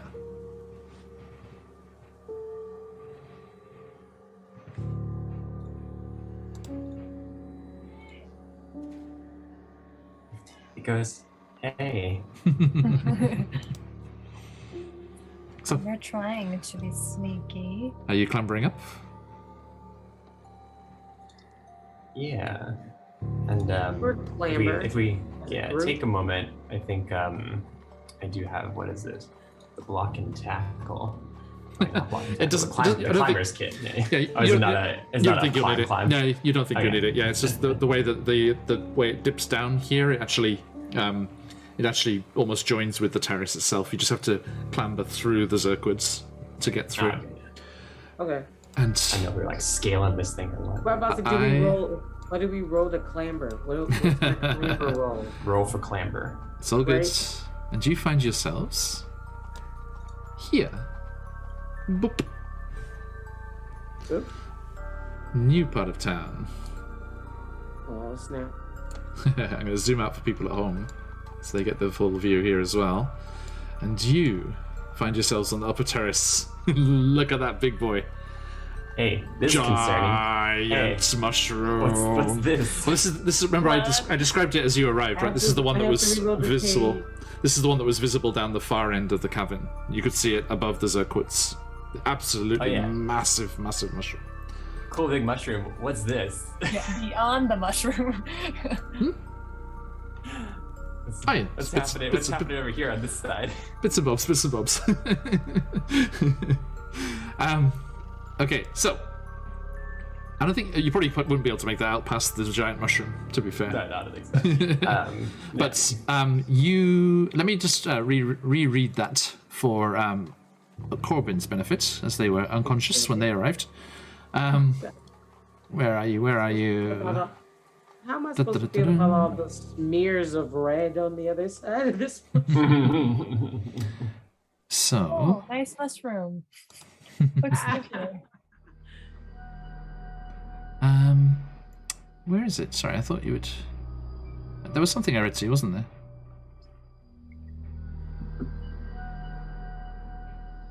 Where was it?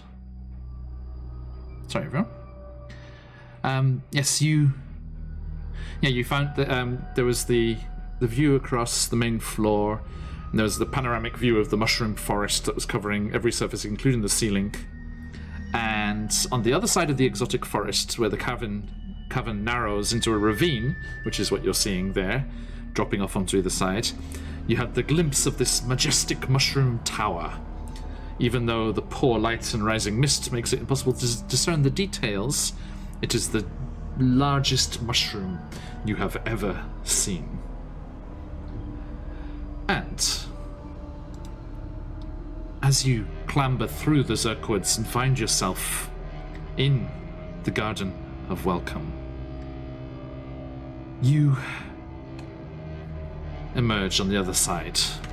And as you do, the low muttering grows louder as you reach the top, turning into a symphony of moans, cries, and hisses.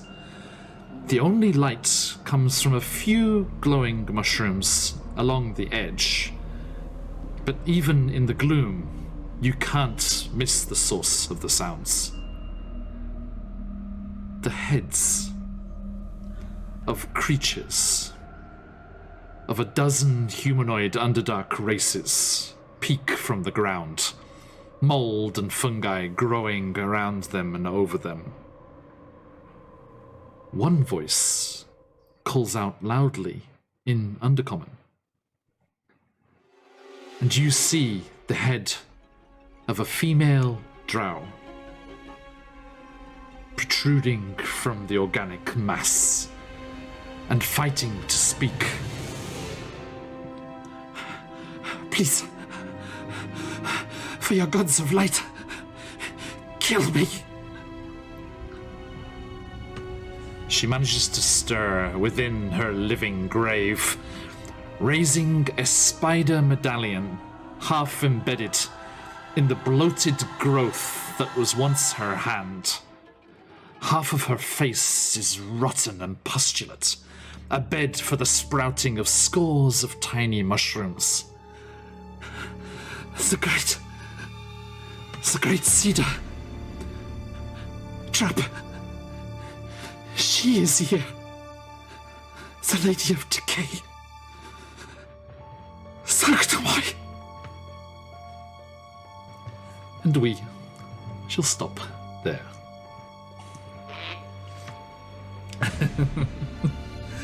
Thank you, everybody.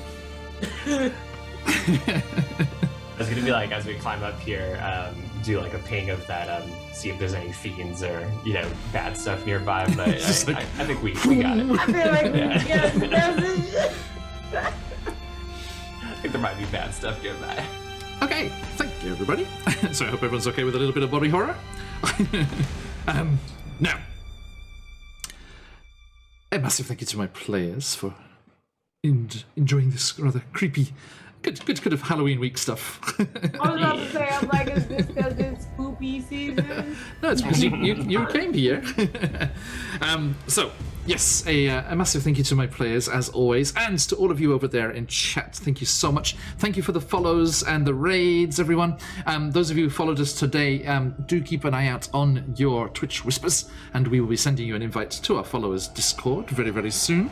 If you are not already, do consider giving us a follow to support the channel, and you can head on over to our Discord and share your projects as well. We'd like to hear what everyone's up to, and you can be alerted not only to when we're going live, but also get information over on the Discord about all of the cool things that we have going on in our future and week on, week out here in our little D&D world over at Phoenix Iwaki here.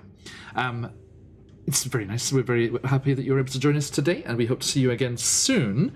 We hope to see you again very soon, as later on today, over here at least, or tomorrow for some of you, we will be starting a brand new campaign. Thursday evening, afternoon, or morning, depending where you are in the world.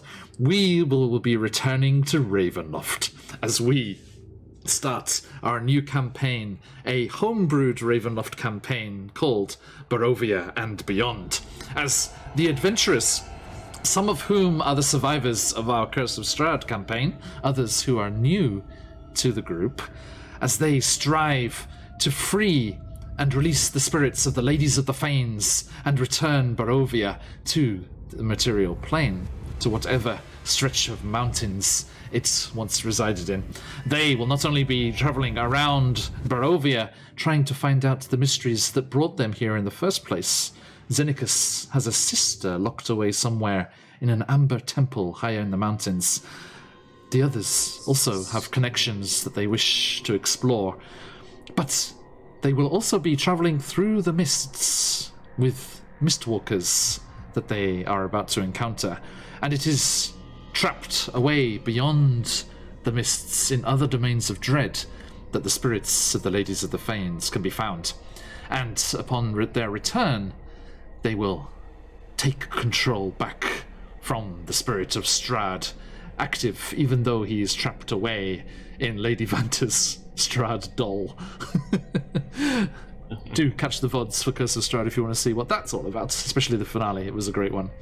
So, after that will take us into tomorrow when we have something very exciting. We will be headed on over to our good friends Dreaded GM as we join their Con-Save event, which is happening this weekend. And I will be running, my first time DMing on a different channel, I will be running an episode of our fabulous one-shot roulette style of play.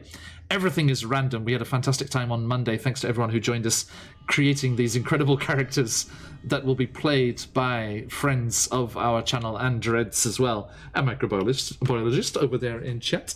And we will be starting at 10:30 p.m. in Japanese time, half past midnight, the witching hour, as Australia creeps into Halloween proper. Cheers, Rogue Squirrel. I'll be giving that Discord invite. Yes, as we creep on over into Halloween proper, the weekend will kick off and we will start this one-shot roulette. I cannot tell you any more details because it is entirely random. Everything will be rolled randomly at the start of the session. The location, the story. But this time's a little different. We usually have a multi-location table which we roll on all over the multiverse. But this will be special because we will be rolling on a table made up entirely of domains of dread. So see which part of Ravenloft we end up visiting with these interesting characters, and just what story they will be embroiled in, as I cannot tell you, I do not know. So yeah, I hope you're able to join us for that over on Dreaded GM. Let me give them a quick shout out here so you can see where they're at. Boom! And then we will see you all again on Saturday, we hope, as we are back here for our Candlekeep Mysteries campaign. One of the players just got a group portrait commission done, and it is so amazing. It looks absolutely incredible. I cannot wait for them to experience Baldur's Gate. They are on the outskirts, arriving in Baldur's Gate on Saturday, so I hope you're able to join us for that. Then, next Tuesday, we are taking a break from Rime of the Frost Maiden for 1 week, so that will be back around the next time. So it will not be until we are back here in the Underdark that we will see you again next week. But we are very much looking forward to that and exploring the Garden of Welcome. As we used to say in Avernus, be welcome. So, thank you, everybody. It is an absolute pleasure to have you all here. Cheers, Fiskana. It was great to have you here. And thank you, everyone in chat. It's always lovely to see you there. I was kind of in character a lot today, so it wasn't so chatty, excuse me, but it's always nice to have you along with us for our stories and adventures. As I'm getting sun in my face. I'm a D&D player. No, bright light. There is no sun in the Underdark. Your background betrays you, damn. So, thank you all so much. Buns, anything happening? Any Halloween funsies? Halloween funsies, not so much. This Friday coming up, I will be on Valdeth's channels, getting right back to it with my voodoo baby Tanis, and so that will be very fun. And yes, chat is happy to have you back, Corbin. They missed you. I missed all y'all too. Yes, they need you. This look get poor NPCs killed in your absence. Do they though? Because I went there already. I'm all covered in vines, magical girl transformation, it whirled around me. And then I went over there and Laura went like She just wanted you to see it, that's why. She was just waiting. Right? She's like, I Gave me the strength. Witness me! Mom, I can't do the flip until you watch me. Okay. Yes, thank you, everybody. Thank you so much. Anything else going on? Sukan, Alora, we good? Okay. Sorry, I never asked, but I should check. So yes, a massive thank you, everyone, once more. But until we see you again, we must leave you. And let us head on raiding. Our good friends over at Robert Hartley GM are playing a Fool's Gold game at the moment. Let us jump in there and see what's going on with them. And they are also involved in this con-save event this weekend. So I hope that you're able to stick around for the raid, get some of your dream pies for yourself, and we will see you all again very, very soon. Lots of love. But until next time, as we like to say around these parts, matane. See ya. Thank you.